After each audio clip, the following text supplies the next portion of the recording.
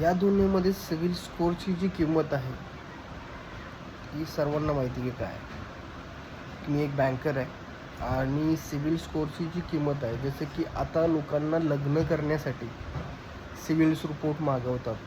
CIBIL score report काय आहे तो, की तुमच्या अंगावरती किती कर्ज आहे, तुम्ही कर्ज किती फेडू शकला नाही, तुम्ही क्रेडिट कार्ड किती यूज करता आणि क्रेडिट कार्डचे तुम्ही किती पेमेंट केलं आहे की नाही हेही चेक केलं जातं.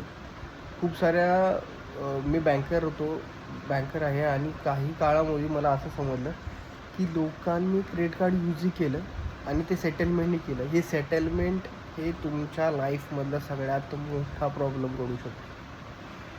पण ठीक आहे, जर तुम्ही सेटलमेंट केलाही असेल आणि तुम्हाला तुमचा सिबिल स्कोअर पूर्ण मायनस झालेला आहे आणि तो तुम्हाला प्लसमध्ये करायचा आहे, तर 700-800च्या हिशोबात तुम्हाला 750-800च्या हिशोबात तुम्हाला करायचं आहे. घाबरू नका.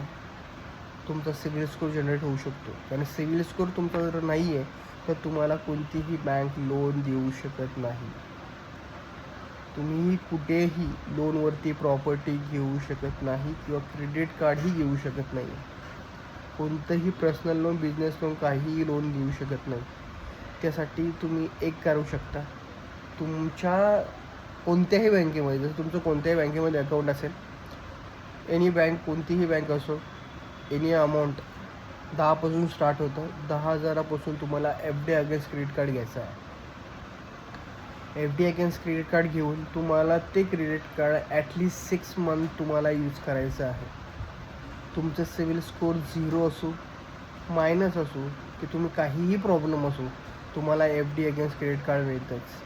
आणि तर तुम्ही जे प्रॉपरली यूज केलं आणि तुम्ही व्यवस्थित त्याचे पैसे भरले, तर तुम्हाला 6 महिन्यामध्ये तुमचा सिबिल स्कोअर जनरेट झालेला दिसेल आणि तोच सिबिल स्कोअर तुम्हाला इन फ्युचर खूप महत्त्वाच्या कामासाठी यूज केला जाईल.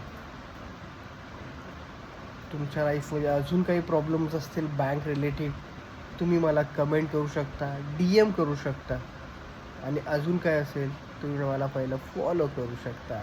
बाय.